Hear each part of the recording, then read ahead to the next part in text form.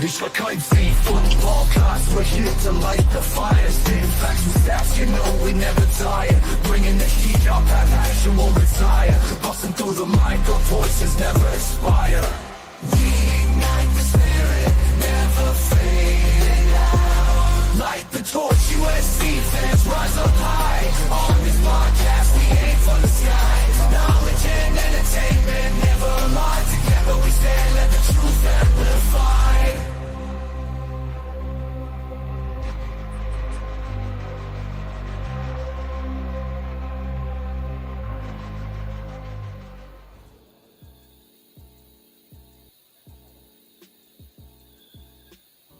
Welcome back to another live episode of the Light the Torch podcast.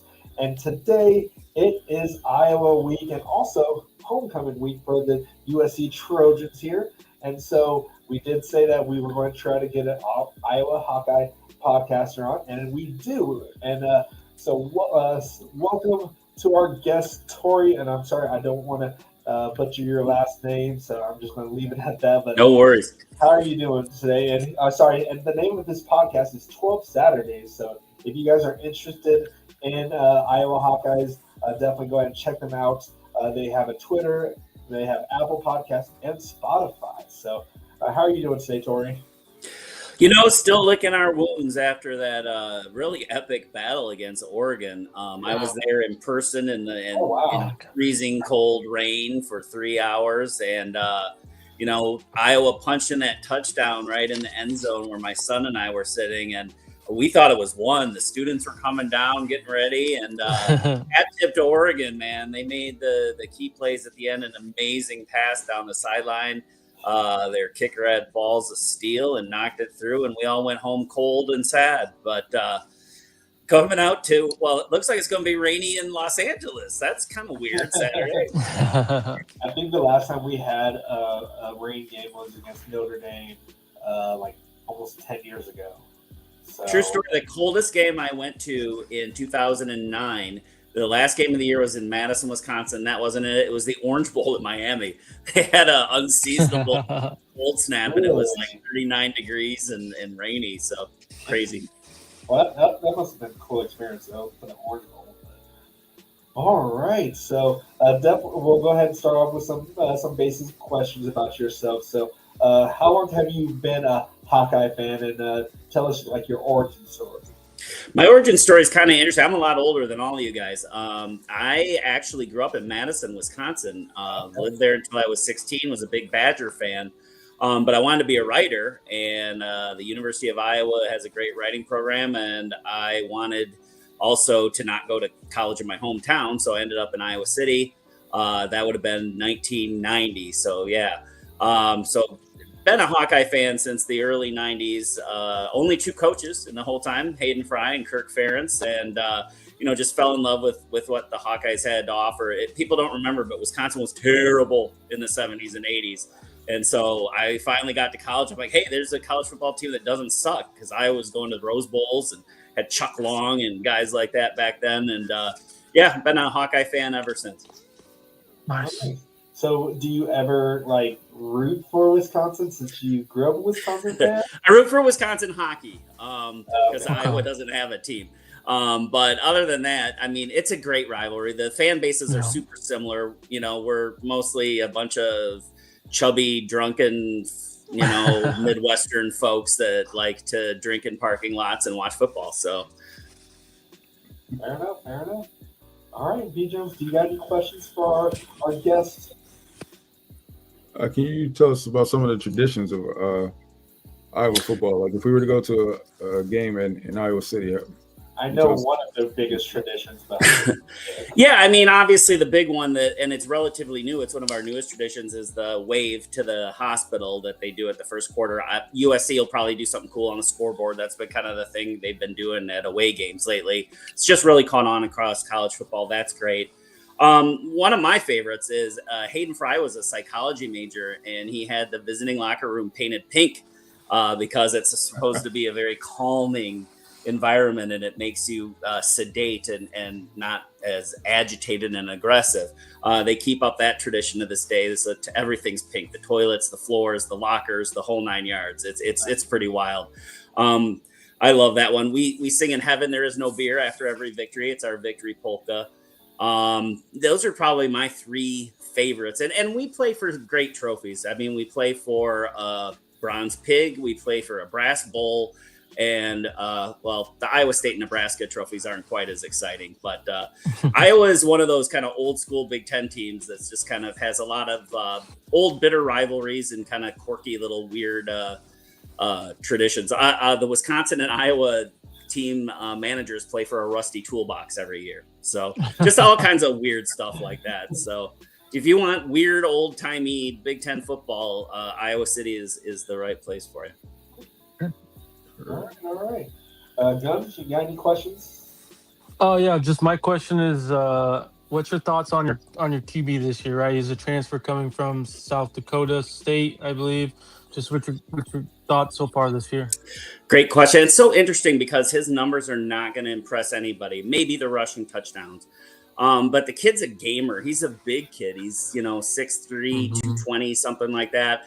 Not a super accurate passer, but he's got a big arm. He'll throw it around. But he runs. It's kind of like having a fullback at quarterback in some ways with a little bit of wheels. And he's a gamer. He's won more games as a college football quarterback than anyone. I mean, he won, 2 national championships at South Dakota, a couple undefeated seasons there. He said it's been a tough adjustment for him to deal with 3 losses in one season. So gamer, I guess it's a cliche. It's kind of cheesy to say, but that's what he is. He's not going to wow you with his athleticism. He's a perfect fit for Iowa. He's a grinder, Exactly. He kind of reminds me of your guys' version of a Tim Tebow. I was thinking the same thing. Yeah, a slower, less athletic Tim Tebow. I like him to be Haynes King over at Georgia Tech. That their games are similar, but he doesn't have the pass accuracy or the speed. But he'll come at you either running or throwing. I don't know if you watched the Iowa-Oregon game. He made some just beautiful throws in that last game-winning drive. So he's that kind of guy that when the game's on the line, he's going to make plays for you. So when it comes to your coach, like, what makes you how has he lasted this long as the head coach for Iowa? Like, because that's very unheard of in today's football. Well, for one thing, I think Iowa fan base is pretty patient. We had Hayden Fry for a long time. And the thing about Kirk Ferentz is that Iowa has maintained a good but not great for so long. Like, I mean, you can expect Iowa to win between 6 and 10 games almost every year. Once in a while, get to a big bowl. But they're never going to embarrass you. They're never going to get blown out usually. They're usually going to have a winning record. They usually do well against a rivalry. And, I think Coach Ferentz kind of fits in with the culture here. He's no nonsense.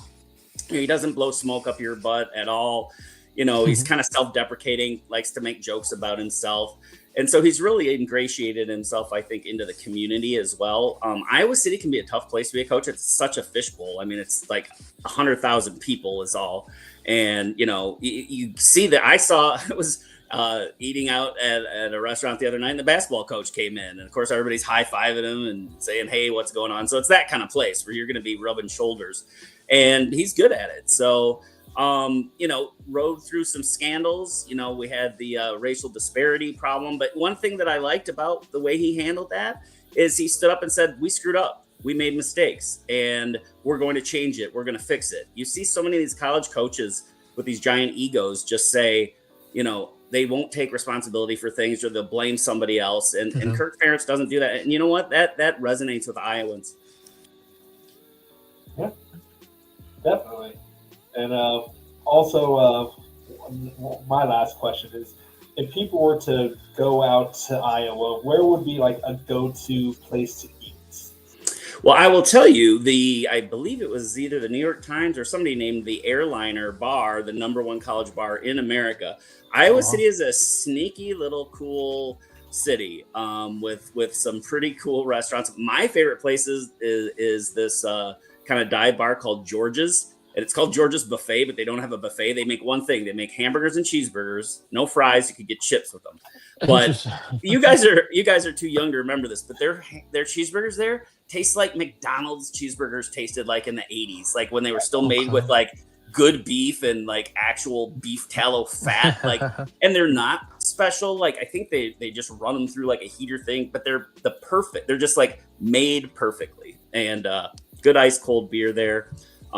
Big Grove Brewery is another great place that has a huge outdoor area, pretty good food, and they make some of the best microbrews in Iowa. So those are my top three: Airliner, George's, and Big Grove. George's. I was just looking up the Airliner right now. That looks pretty good, actually.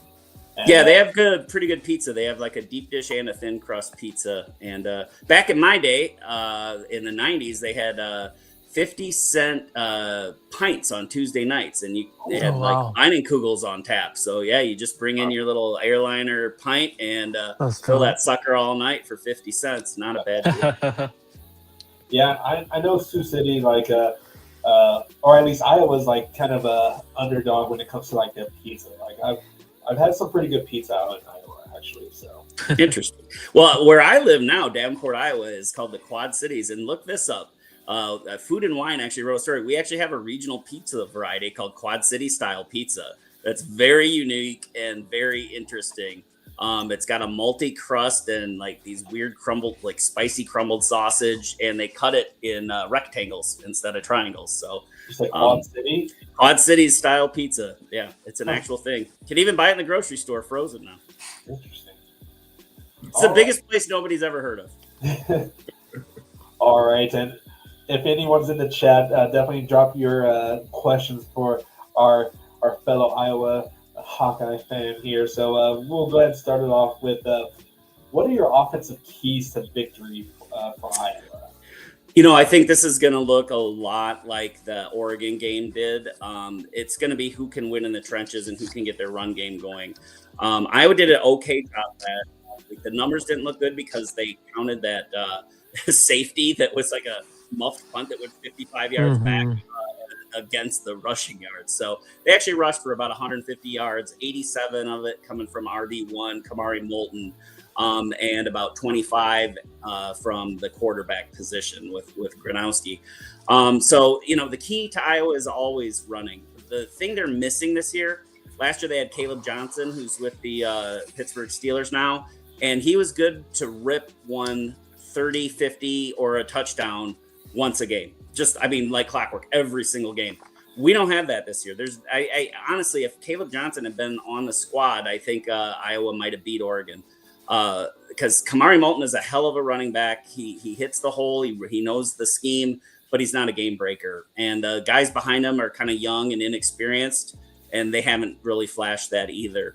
I am scared to death of USC's running game. I mean, your dude that's averaging 8 yards a carry is the same amount of yards per carry the Oregon back had last year, and he tore us up 271 yards. So, yeah, it all comes down. I mean, it's so cliche to say with the Iowa game, but yeah, whoever's offensive line can be the maulers and open up the run game is going to win. All right. And welcome, Raul. Appreciate you. Appreciate you being here, buddy. Yeah, sorry about that, guys, for being late, but I appreciate you, Tory, for joining us. Appreciate you joining the pod. No, my pleasure. We don't get to be super cosmopolitan out here in Iowa all the time. So.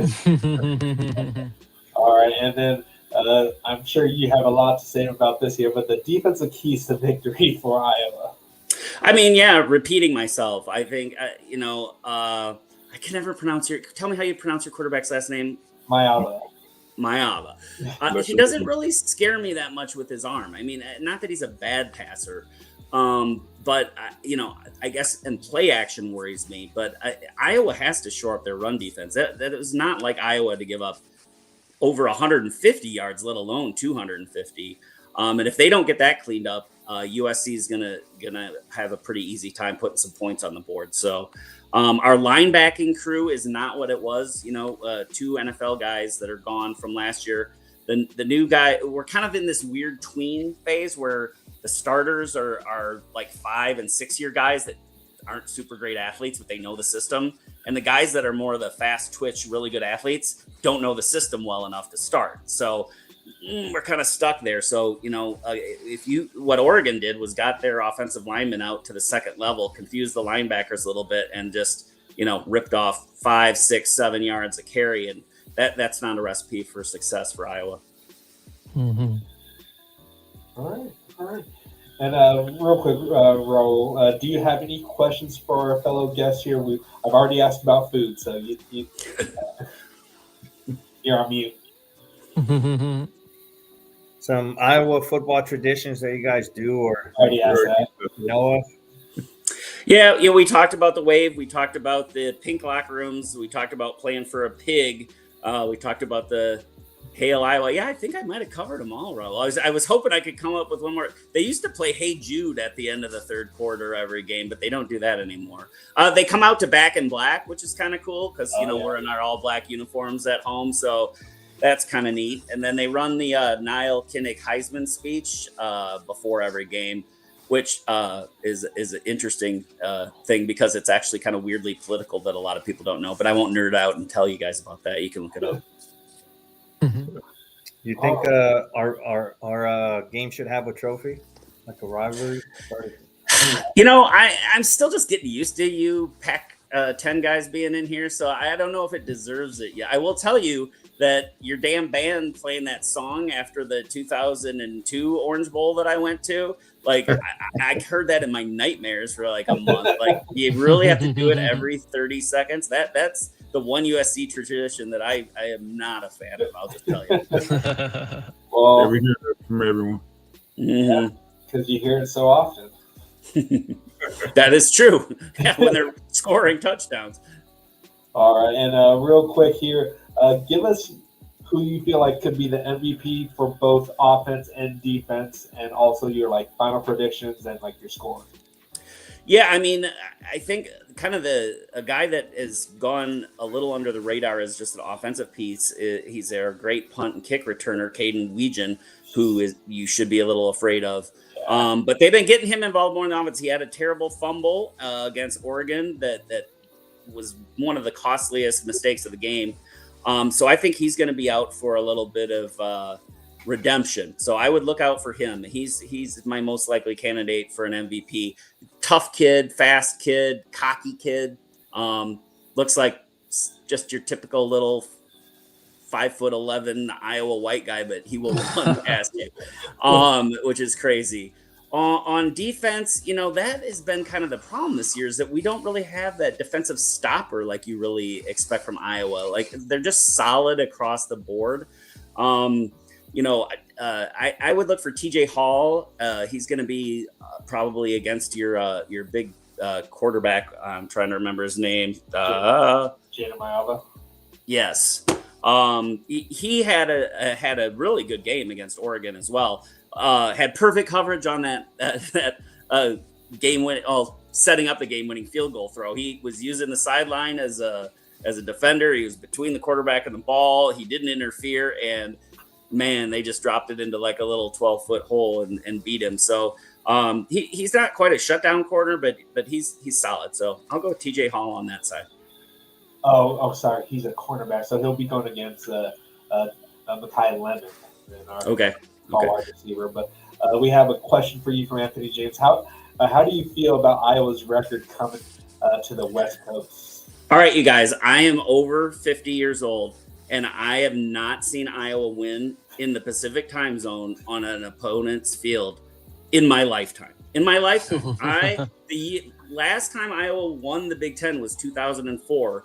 And I went down to Tempe with my buddy and got tickets, and Iowa got steamrolled 44-7. It was like their second game of the season. They went on and beat Michigan, beat Ohio State, and beat Wisconsin that year and won the Big Ten.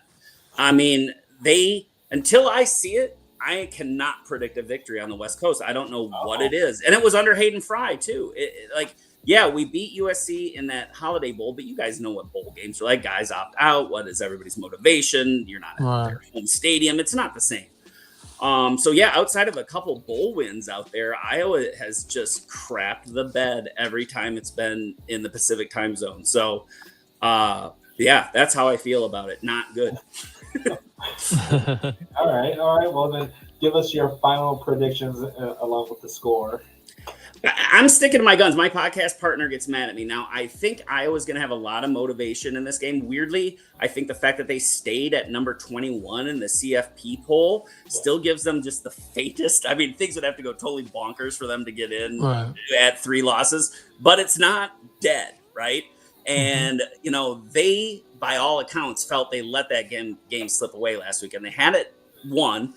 Just like they had Indiana beat. Iowa is 0-12 in its last 12 games against ranked opponents, but arguably has played the best against them in 5 years in this year with the close loss to the number 2 team in the country. And I don't know where Oregon's now. Are they top 5 yet or 7-ish, something like that? I think they're 8.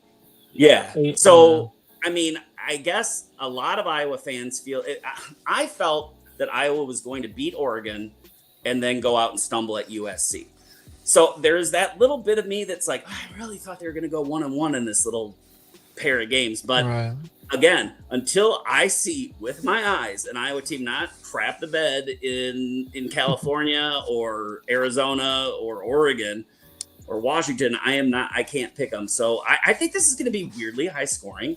Iowa's offense, it looks bad still on paper and in numbers, but it actually performs better than it looks. They want to drag you into a phone booth and have a fight with you. So they're never going to put up numbers. You know, they held Indiana to I think 20 points. They held Oregon to 18 points. So they're going to try. But this game I think is going to look a little more like the Iowa Rutgers game did. I'm not super sold on the USC defense. I think they are talented. I think they're good, but I feel like they lose attention span every once in a while. Just kind of feel like they're sleepwalking a little bit there every once in a while. And Iowa will jump on that and take advantage of that. So I'm thinking right now something like 31-27 with USC coming out on top is my prediction. All right, Tori, I got to ask you, because you said that, do you trust Iowa in a shootout against USC? No, absolutely not. Iowa does not belong in a shootout. Iowa belongs in a pig pen wrestling down in the mud. That's what Iowa does best. All right. Okay, any last words before we let you go, Tori? I guess my question for you guys is, how are you liking the new Big Ten so far? And B, I guess I'm curious how you guys are feeling about your record and where you stand. I feel like you guys are, being a name brand blue blood, no one's really talking about you guys. I think it's intentional. Yeah. We get a lot of hate. Like in my opinion, I feel like Jaden might should at least be in the conversation of Heisman, but Lincoln just won a Heisman, so they don't want to. They're not very quick to have him win another one. We have the number 1 recruiting class, and then all of a sudden you hear some bogus rumors about Lincoln Riley planning to leave, right? Because who's number 2? Georgia, an SEC. So the propagandists out there making everyone's trying to knock us off our high horse. But our trajectory is going up. As far as Lincoln Riley goes, we're not concerned about that. We love him here. Some fans are pretty split on it, but we absolutely love him here. The trajectory of this program is going up, and we're looking closer to getting back to where we were than ever, since the beginning of this. So. Yeah, see, personally, being in the Big Ten, I'm enjoying it besides the refereeing portion of it. Welcome to the club, man. Yeah, I thought we were getting away from that when we left the Pac-12, because Pac-12 was notorious for bad refereeing, but I think they were just more incompetent. I think the Big Ten refs are just they just make up their own rules. So that kind of throws me off. But other than that, I'm being in Minnesota, it's nice for me. I can go to a lot of the games that when they come out here. But I know some of the other fans don't like it because of how early some of the games are here or whatever. But other than that, I think it's nice to have that more of being in a conference that's more respected than the Pac-12 was at all. And the Pac-12 did us no good when it came to scheduling. They always kind of screwed us over. So I think it's better being in the Big Ten as a conference. So, Yeah, for me, I would say love the money part, right? Obviously, right, there's more money that we're getting than the Pac-12. Not a big fan of the travel, but I like the matchups, right? You get the Michigans, Iowas, you get Ohio States, Penn State's. Like, I think that's cool to see, and just kind of building those new rivalries, quote unquote. And in terms of the season, I mean, me personally, I predicted 93. So I mean that's still there. We can even do a little bit better than 93. So I think, yeah, like you said, most of the media is not talking about us. I prefer that. I don't want people talking about us. I want us flying under the radar as much as possible. And yeah. what about you all? Or for me, I'll be completely honest. Not a huge fan of the move. I like the traditions with the Pac-10. So if we could have kept that, or if USC would go independent, that would be my ideal choice. And then schedule, the top guys from the Big Ten, keeping that Rose Bowl, tradition. In terms of getting more exposure, obviously the Big Ten was being run a lot better than the Pac-12 was. So in that regards, it's positive. But if we can go back to the previous way, I would rather do that myself. Raul, I respect that, because I'd like to go back to the old bowl system. So, but I love that. The thing now is, like, if you don't finish number one, your season sucked. I kind of liked it back in the day when, you had regional matchups that you didn't see all the time. And you go 9-3 and you beat somebody from the SEC or the Pac-10 in a bowl, Big 12 in a bowl game. A damn good season. Now it's like, you don't make the playoffs. You're just, why did you even bother? I miss that. But again, I'm old.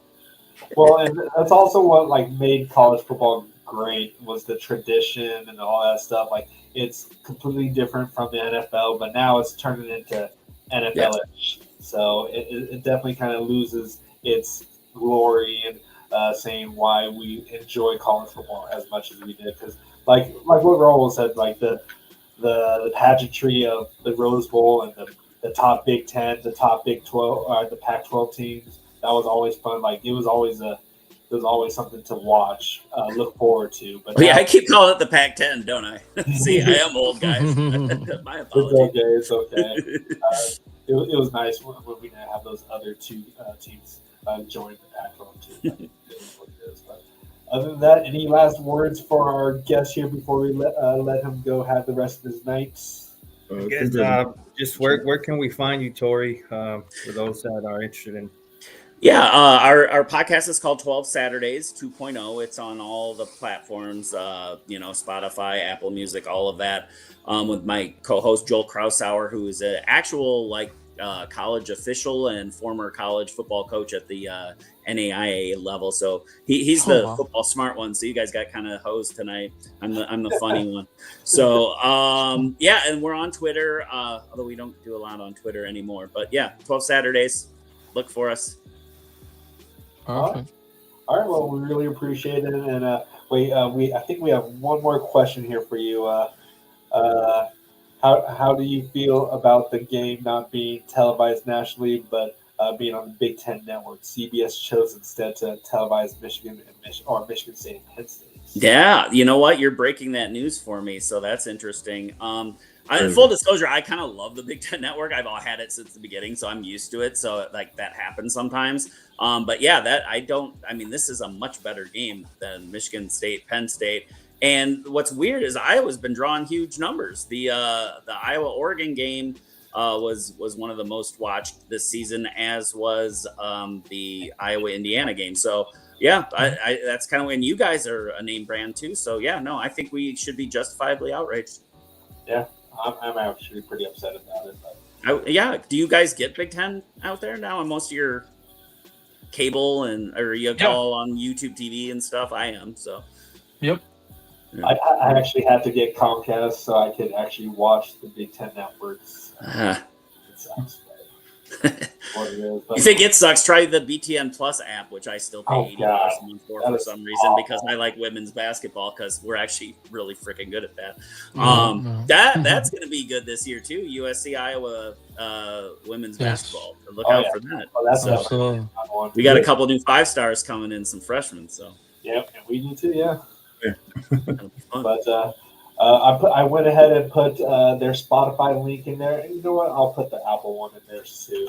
So if you guys want to go ahead and give them a subscribe or a follow, whatever it is on Spotify and Apple, definitely go and check them out. And but yeah, we really appreciate you, One last Tory. thing, Tory, before I do let you go, do you find Oregon fans annoying as hell? The fans I met were all they were kind of nerdy and weird, but nice. But did you all see their players run over to our I South did see Carolina that. just to act like assholes, and then I don't know if I can say that, and then we threw That's fine. beer cans at them and all that. Like it was, Yep. I mean, you know how we sat in freezing cold rain for 3 hours and had our hearts ripped out. You really are that classless to go talk to like old people and kids? Like, go celebrate with your team, you losers. So, no, I lost a lot of respect for Dan Lanning and the Oregon Ducks after that game. That was pathetic. No, we hate Oregon with a passion. Like at some point, like we're kind of hating them more than Notre Dame. I think. But, You know, they're kind of like, I don't know, they're it's just kind of because like they've done Penn nothing. State. They're not that great. Yeah, exactly. Like, It's what are like you they've never done anything, and they still talk. Yeah. It makes no sense. No, it's funny you mentioned that because my son was complaining. He's like, "What? Oregon comes in here and they act like they're USC." See, we actually put some respect on I you guys. love that. Go win Rose Bowls. I mean, come on, win national championships. with me. But Oregon are just posers, man. So we could share that. Thank you. Everyone in the Appreciate chat, that. really go ahead and subscribe to them on Spotify and Apple. Like Right. that. You deserve that one. That was great. But yeah, we really appreciate your time, Tori, and Sure. enjoy the game, however the outcome is. But we really Yeah. appreciate you being on here. Okay. Well, hey, good luck. And if any of you guys are going, bring your umbrellas. It sounds like it's going to be raining. Yep. Well, that's the thing about LA weather, man. It could say it's raining, and we might not even see rain at all. Yeah, I can see it. All right, fellas. Thanks a lot for having me. All right. See ya. Oh, sorry, Yes, sir. guys. My bad. I was Oh, trying to good. get out of here, but all right. So that was Tori with the 12 Saturday podcast. Really appreciate him being on here, and really appreciate his honest opinion about the team that we don't speak of at this point right now. So let's go ahead and get into our show here. So we're going to go into our first quarter of the offensive keys to victory for USC. We'll start with B. Jones. Go ahead and give us your keys to victory. Keys to victory. We know they have a great defense, man. They're good at stopping the run, good in the passing game as well. So nothing's going to come easy. We're going to have to fight for this one. But I think we can exploit them using our tight ends because they're going to be playing a lot of 4 tight. You know, leaving them out open over the middle and in the flats, man. So, yeah, the linebackers, they're not bad. They're not bad, but they're not very athletic. You know, I think we really can exploit that as well. So keys to victory, of course, we have to establish a run game, and then we should be able to take our shots as well. All right, Guns. Oh yeah, for me, for offense, just turnovers. Can't give the ball away. Can't give them more opportunities than they should on the offensive side, and then just continue to stay balanced. Exactly. All right, roll. Agree with what B. Jones said, which is establish the run. If we do that, I think Iowa could have a balanced attack. Distributing the ball across our wide receivers, tight ends, and then letting King Miller and B-Jack do their thing. If we do that, I think it'll be a pretty successful Saturday for us. Yeah, exactly. Echoing the same exact thing. If we can get that run going, then Mackay and Jacoby Lane are going to be open because they're going to be stacking the box. I'm pretty confident in our offensive line. I think we had General Reed. He was dressed or he was practiced, correct? Yeah, he should be good. He should be good because he went back into the game last week, if I'm not mistaken. So, Who? Reed? General, Reed. He did not. He did not go back in. He did it? No, he did not. No. But has he been practicing? No. Yeah, he's practicing, so that's good to see. His ankle's all taped up, so we'll see. I mean, we got O'Connor, right? O'Connor's available, so we'll see what happens. All right. But yeah, definitely just establish the run, and then that'll open up the pass and let Jaden Mayama cut that back. All right. Any last words for offense before we move on to the defensive keys? All right, let's move on to defense here. Bro, give us your defensive keys. I mean, the number one thing is we got to stop the run, or at least minimize it. We just have to. They don't really have a passing game, in my opinion. It's going to be raining on Saturday more than likely. I know B. Jones said that they say it's going to rain, which most of the time that's true. When they say it's going to rain, it doesn't rain, but it really does look like it'll rain this weekend. So, we do have to stack the box and, minimize that run game. All right, Guns? Yeah, for me, force Iowa to throw, right? Stack the box, contain the quarterback on the run plays. If we can do those two things, we'll be able to force Iowa to throw and put us in favorable position. Again, this is similar to the Northwestern game. So, bend, no break kind of type of style, essentially. And that would be my keys. All right. B. Jones? Yeah, I mean, that's pretty much the consensus, man. Stack the box, and shut down the run. We know their passing game isn't great, so I would also like to see us use our athletes on the outside as well. So, yeah, man, this is gonna be a hard fought one, man. It's gonna be a phone booth battle, in the rainy conditions. So, I'm pretty excited, man. We get to prove a lot of people wrong this game. Yeah. Once again. All right. So for me, stay disciplined, stay eye disciplined, because we know that he's gonna try to pull the ball and tuck it and run. So the edge needs to set the corner and make sure that he does not get outside of them. Don't bite in on the run. And yeah, if we can do that, if we can keep them within the box and not bounce out, I think we have a good chance of forcing them into some passing situations, and that's when I think our corners, who have been playing a lot better, Brandon Conley, DeCarlos, Marcellus, they've all been playing really well, and I think we were hoping that Marcellus would get a pick. I think someone predicted that, but hopefully we can force them into some mistakes and get some good early turnovers for them. So. All right. Anything else you guys want to talk about for the defensive side before we get on to the halftime? Actually, we do have a halftime situation here. All right. We'll go ahead and get into halftime here. Recruiting here, but with Guns. But I have the notes here. But anything before you talk about, or before I mention off the people that are visiting? Do we have any recruiting updates, Guns? Yeah, just one update before the visitors. Honor Johnson, can't say his full Felipe Johnson. Again, a big time safety out of San Diego area. We're in a great spot for him. We received multiple predictions throughout this week for him, and it sounds like we're definitely in the lead for his services. So looking forward, to seeing how his recruitment continues and hopefully get his verbal commitment. All right. Before we move on to the halftime here, do you think we'll be spying the quarterback, guys? Who do you think is going to be spying him? Yeah, I would say Gentry would probably be our spire. At least that's my opinion. But we got to set the edges and contain it, right? And we don't want to over pursue on the edges as well and let him get outside the pocket. Again, most of his runs are mostly up the middle, but still, we definitely want to make sure we contain the edges. Yeah. All right.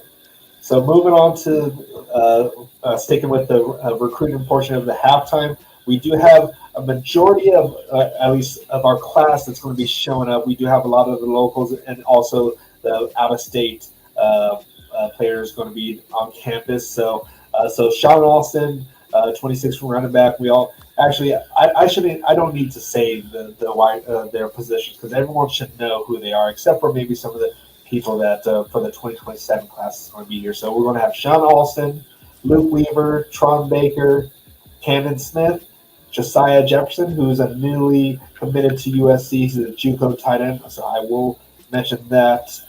Mark Bowman, Jamian Winfield, Luke Wafel, Andrew Williams, Talanoa Ely, Sean Scott, Albert Hill, also Albert Hill, Jaden Upshaw. Okay, so this is going into the 2027 class. So these are future recruits. Jaden Upshaw, a wide receiver out of Georgia. Quentin Hale, wide receiver out of California. Damani Warren, wide receiver out of Nevada. Caden Henderson, linebacker out of Florida. Rolando Jefferson, the fourth wide receiver out of California. Phoenix Evans, this is a 2028 DB out of New Jersey. Kayron Prime Williams, a DB out of California. And then also some local commits that are some other local commits that are going to be here is, of course, what is called the lockdown corners of Madden Reardon and Brandon Lockhart. And then, of course, the enforcer up front, Tom Tapui. He's always on campus, so not surprised that he's going to be here. Samote Katawanga and others will also be in attendance. And I'm assuming it's the other ones that I just mentioned here. This is just some notes from, I'm assuming, Scott Schrader. Guns? Or were these notes from Scott? Yeah, I just want to highlight three guys: Quentin Hale, wide receiver, California; Damani Warren, right, the wide receiver from Nevada; and then Caden Henderson. The two wide receivers; those are, I would say, our top targets. They've been visiting a lot in the past. In regards to Caden Henderson, this is somebody that is a big-time linebacker. Great to see him be able to come to the West Coast and see a game. So for us to kind of get that recruitment going, I think is a big sign. So hopefully, we continue to see gains and whatever I'm trying to say for this recruitment in the future. So, all right. And before we move on here, as you can see in the upper left corner, there is a QR code that is for the chain. So if you do want to snag yourself a chain, I know it's mid-season basically at this point, but if you want to snag yourself a chain, go ahead and scan that QR code. And also, something that we haven't really talked too much about, but we've been kind of stagnant when it comes to our subscribers at this point. We're at 1,295 subscribers. Let's get us over 1,300 subs. So if you're not seeing it says subscribed underneath the video, definitely go ahead and make sure it's subscribed at that point. We really appreciate all the support. This is a free show, and we just really appreciate everyone's support for this channel. But yeah, let's go ahead and move on to the third quarter here. Final thoughts and score predictions, and we'll also add in MVPs for this. So we'll go ahead and start with Guns. Give us your final thoughts and predictions and MVPs. Yeah, so obviously my first thought is hopefully, the weather isn't so bad with this game, right? I hope crossing our fingers with that one. But don't let special teams become a weapon for Iowa. Right. And I really mean, in terms of the return game, right? Kickoff returns, punt returns. On the kickoffs, let's kick it in the end zone. Punt returns, let's kick it towards the sideline. So things like that, we definitely need to make sure that that's a focus for this game. And then my prediction is 31-20 Trojans, obviously. And MVPs, got to go Makai Lemon. I definitely think we can do some things in the slot. Defense, we're gonna go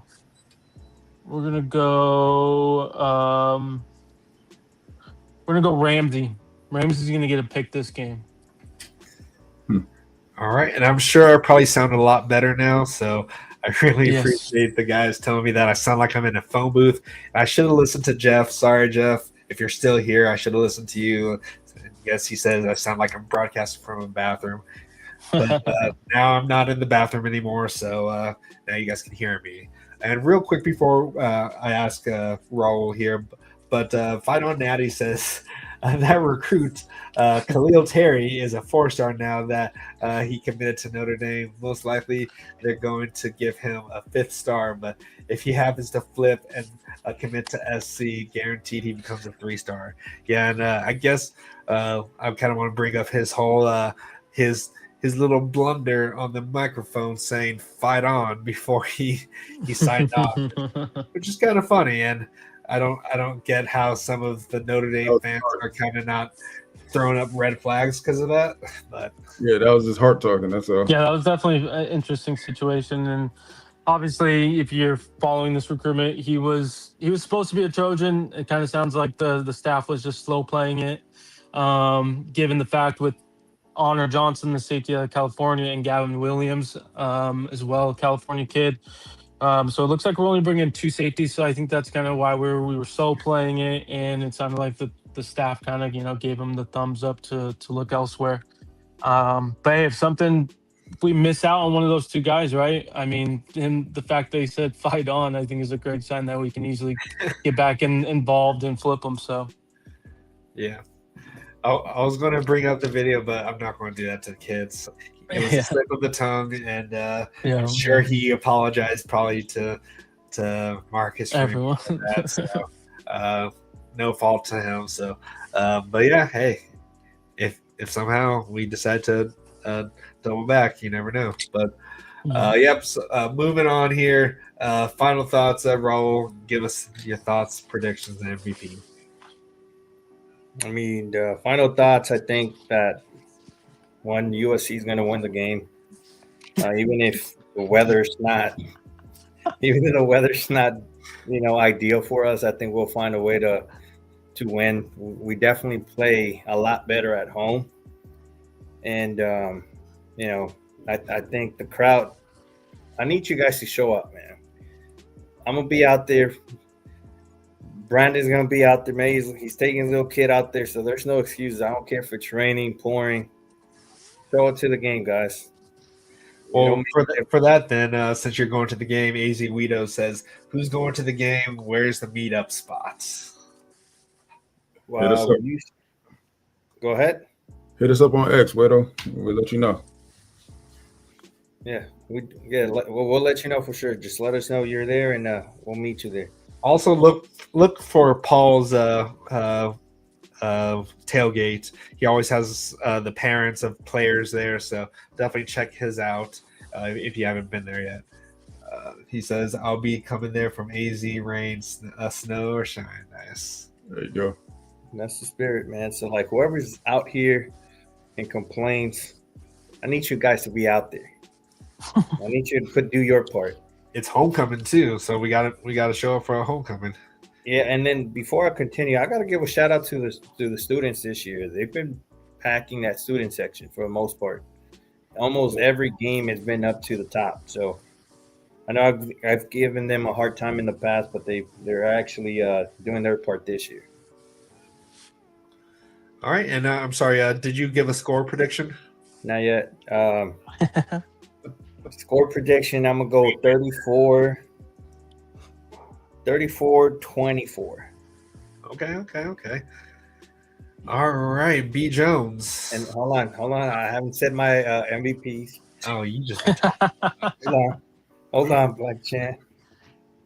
Offensive MVP, I'm going to go with Mr. Jaden Mayava. I haven't given him the MVP in a while.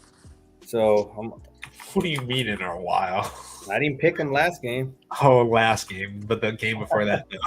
The game before that, I did, but I'm gonna go with Mr. Jaden Mayava for offensive MVP, and then defensive, I'm gonna go with Cameron Crawford. All right, and AZ, I put the Instagram for B Jones in the chat here, so definitely hit him up. So, B. Jones, check your IG then. All right, B. Jones now. All right. So, final thoughts is we're gonna win, like I always say. So my score is gonna be 24-17 MVPs. I'm gonna say Bishop Fitzgerald on defense, and offense. Give me. I think I'm gonna go safe, man, and you know what? No, I'm gonna go Jacoby. Okay. What was your safe pick then? Okay. Okay. Fair enough. All right. And let's see. For me, I'm saying the score is going to be.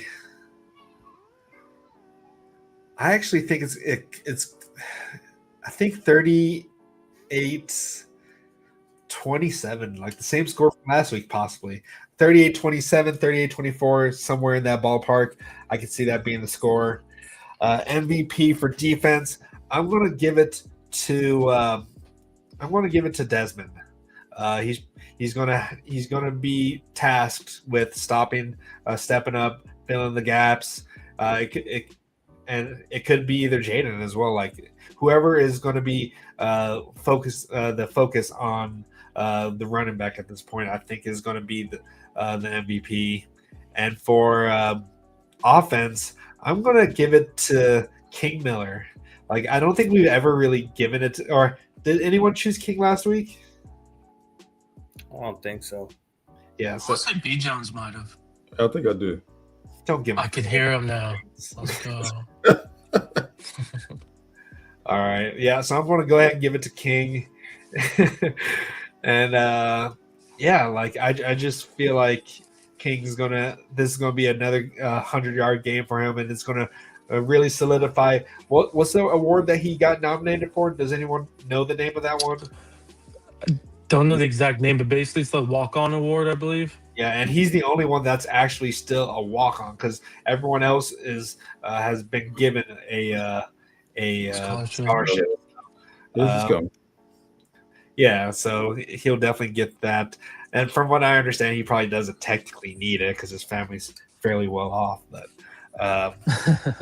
But either way, the kid definitely deserves it, and he's going to get it when it opens up for him next year. Same with his brother. But yeah. All right. Any last words before we move on to Raul's favorite segment? It's not my favorite. I mean, that's your mom, right? Yep. Put some friendly steak on the line. Tell them, hey, if USC wins, I get a whole day off paid. Right. Or if and when USC wins, he has to put on one of your jerseys, and then if Iowa wins, then you have to put on an Iowa jersey or something. I don't know, but that's not going to happen. So, and, our boy B. Jenks, he must be happy with you, B. Jones. Yeah. I figured he would be. Fight on Natty says B-Jack's breakout has a big game, so he thinks B-Jack's going to be breaking out, and Miller is going to attract too much attention.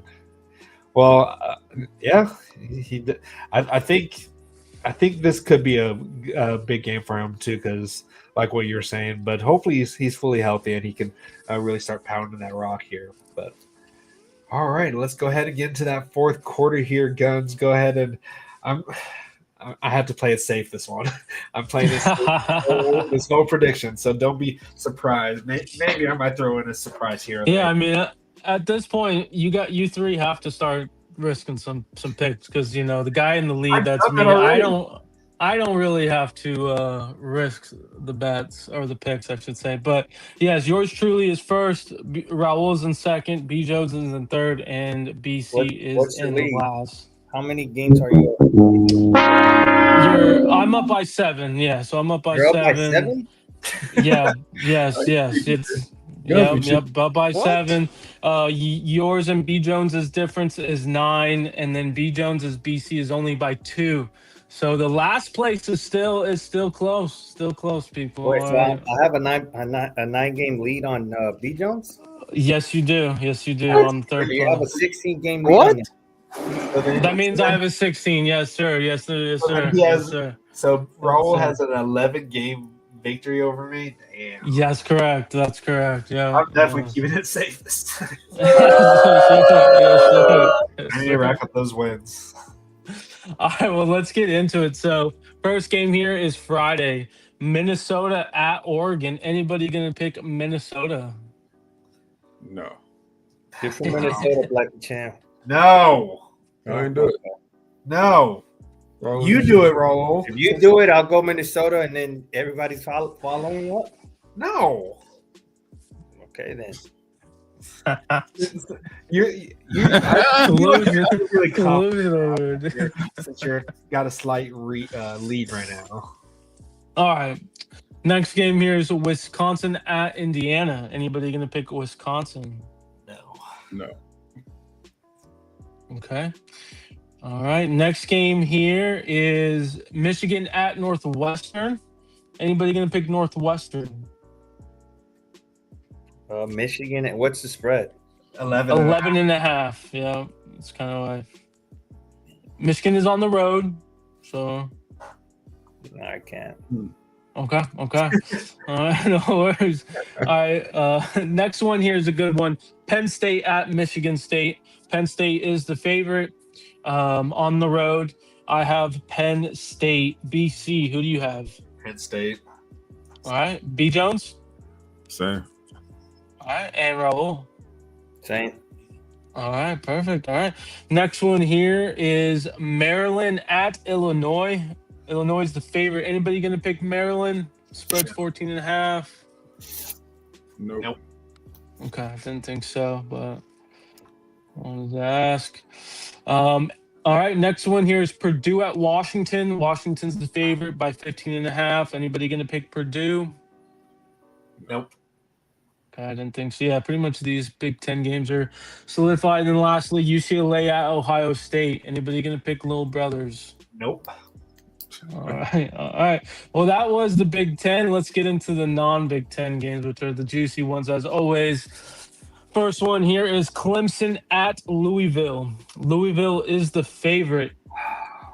I got Louisville. B. Jones, who you got? Ooh, this would be a one to pick up upset, BC. Shut up. Bro, you too, man. But no, I'm gonna go. We're gonna go with the Fighting Miller Mosses, man. Let's go a little bit. All right. DC? Yeah, Louisville. All right. And Raul? I'm going Clemson. Good. Clemson, okay. They've screwed me over plenty of times, so let them screw you over now. They have I it. like them. They've got had screwed my over. back. So They got screwed over too. You know, Do it, B. Jones. guys, don't be surprised if I hit you up tomorrow. But you only get one. Hey, after the That's injury, true. That's true. Yes. All right. Next one here is Utah State at UNLV. UNLV is the favorite. Got to go with UNLV. BC, who you got? Wait, where is it at? At UNLV in Vegas. Last chance you. All right. BC? Or B. Jones, sorry. same. All right. And Raul. UNLV. All right. Perfect. Next one here is Arizona at Cincinnati. Cincinnati is the favorite. Got to go with Cincinnati here for this game. B. Jones, who you like? Yep, I'm going Cincinnati too. Oh, and guys, All right. don't feel bad about calling me BC. He's done it himself. Sorry. BC, who do you like? Cincinnati. All right. And Raul. Yeah, I got Cincy as well. All right. Perfect. Next one here is Arkansas at LSU. LSU is the favorite. Got to go with LSU here. BC, who do you like? LSU. B. Jones, who do you like? LSU. And Raul. LSU. Okay. All right. Next game here is Oklahoma at Alabama. Alabama is the favorite. Got to go with Bama here. B. Jones, who do you like? Same. Okay. BC Bama. and Raul. Yeah, Bama.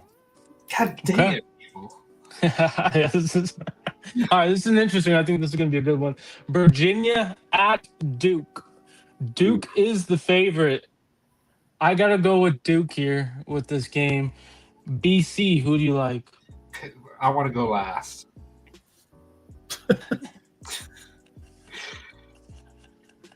B. Jones is up next. I'm going last. Oh, you going last this one? Okay. Yes. All right, B. Jones, what you want? I've been picking against Duke all year, man. It's been biting me in the butt, so I'm gonna go with Duke. Okay. Raul. I got Duke as well. Okay. BC, who you got? Just gonna go Duke. I don't know why he wanted to go wait till last. Didn't Virginia just lose last week? Yeah, they No. lost to Wake Forest. Son of No. a bitch. He's gonna say Duke. Watch. Give me Virginia. Virginia? All right, No, put in Duke. Virginia. No, Duke. Okay. All right. All right. Next one here. North Carolina at Wake Forest. Wake Forest is the favorite. Got to go with Wake Forest here. BC, who do you got? I'll go with Wake Forest for that one. Okay. B. Jones? Same. Okay. And Raul. Yeah, same. I think Belichick's gonna be tired going into the game. So you got Wake Forest? Yeah, I got Wake Forest. Okay. All right, next one here is Utah at Baylor.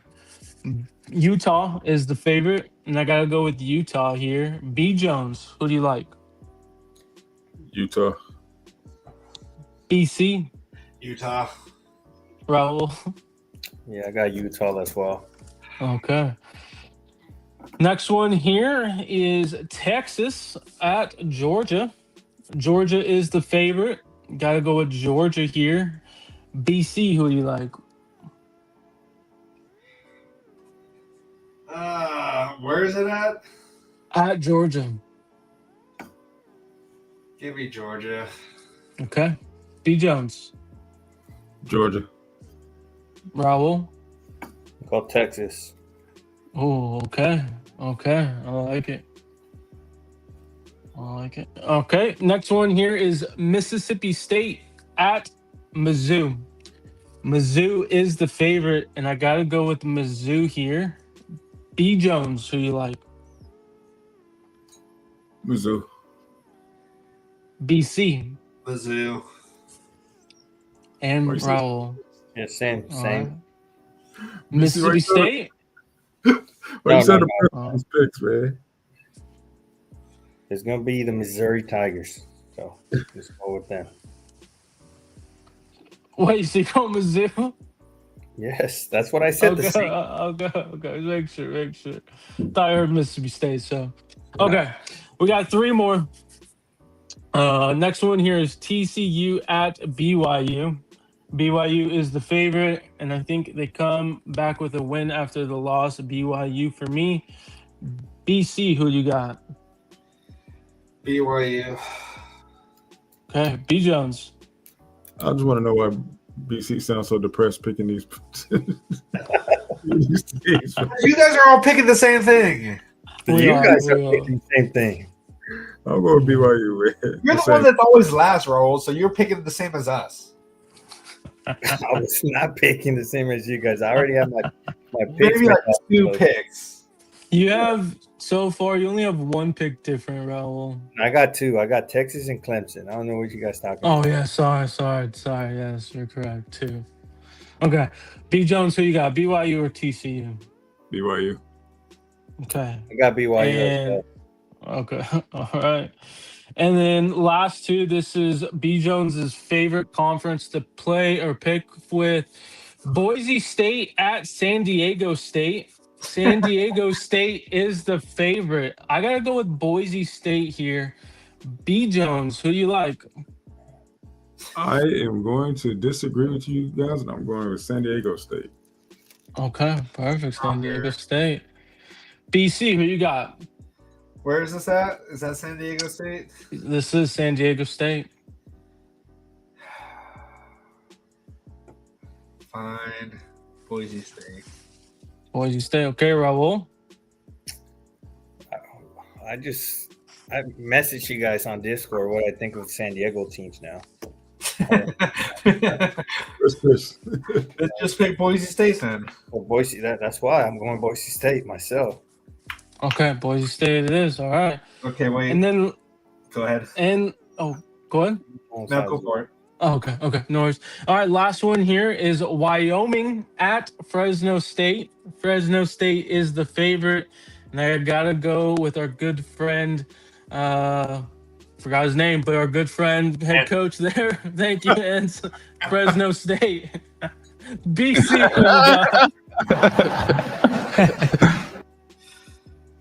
I mean, I guess I have nothing else to lose. I'm gonna go Wyoming. All right, I like it. B Jones.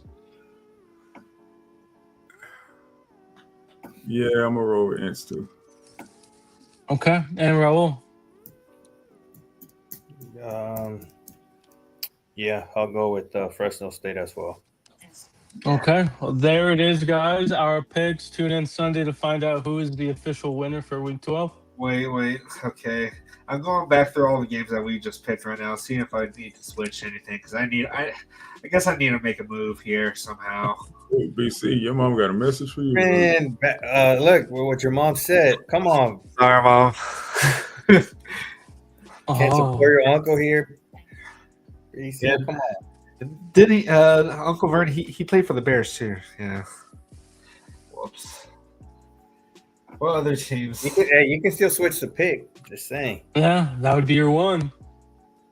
No, I'm switching. Okay, no, I'm going back over them all right now because I need to make some moves at this point because I'm not going to be able to win at all. You're just going to make your record worse. You're going to go from 16 down to like. I feel like you guys aren't aware of San Diego State's defensive rankings. Yeah, they're terrible. They didn't do anything at Hawaii. Let's see. What are the games that we went over, Guns? So yeah, the games. Big Ten, but the FB. So we went over the Clemson game, the Utah State, the Arizona, Arkansas, Oklahoma, Virginia, North Carolina. I'm switching to Virginia. I'm switching back to Virginia. Okay, switching back to Virginia. Okay, there it is. There it is, folks. God damn it! It's not a bad switch right there, though. No, it's not. You have a realistic chance of winning now. Absolutely. Sorry, Mom. All right. Well. All right. You don't want to San Diego State? You got a ground to make. It is. Huh? Wait. Did you guys? Who is San Diego State playing? Boise State. Boise State. Wait, who did you guys pick? You guys all picked. I went Boise State. B Jones went San Diego State. Yep, and I went Boise. Damn it. I did it for Uncle Vernie. So basically, if you're not trying to be last, BC, it's good to stick with Boise State because B Jones went San Diego State. Okay. So really, your competition right now is B Jones, and then then you once you get the third place, then it's Raul or whoever's in second place. Yeah, at this point, I'm just trying not to be last. Exactly. So you picked Duke, right, B Jones? He did. Yep. Everyone went Duke. He did. Okay. All right. So I kind of feel good about that now. Okay. All right. Sorry, Mom, but I have to play the game. Okay, I have to play to win. And just so you know, you two have 3 games difference. So you guys, that if you all win those 3 games, BC, you are not in last anymore. So It's a big week, brother. Big week. No, not necessarily. He said 3 back, right? So the only difference. No, he's only 2 back. He's only 2 back. Oh, so he'll be tied for last. If he wins all 3 of those games, he'll be ahead. What 3 by games? 1. He has Virginia and Fresno State. That's it. Different. And Boise State. That's why. That's B. Jones. That's what He picked Virginia, he picked Boise State, and he picked Wyoming. Those 3 games are different from what B. Jones has I picked. picked Wyoming. no shit. No. So yeah. No. I love Uncle Vernie. May he rest in peace. But Raul's over there writing them down so he doesn't have to ask us every minute of the game. well, He's running down. can you like take a screenshot and just like put it in the chat? I'll see if I can. Normally the screenshots haven't worked. That's why I haven't sent them. So we'll see. Okay. See if I can get a good picture.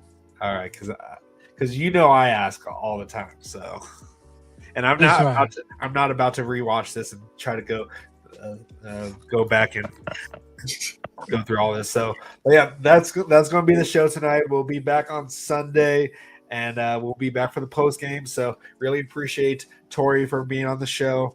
And yeah, definitely go ahead and subscribe to all of his platforms. Until next time, guys, keep the torch burning bright and fight on.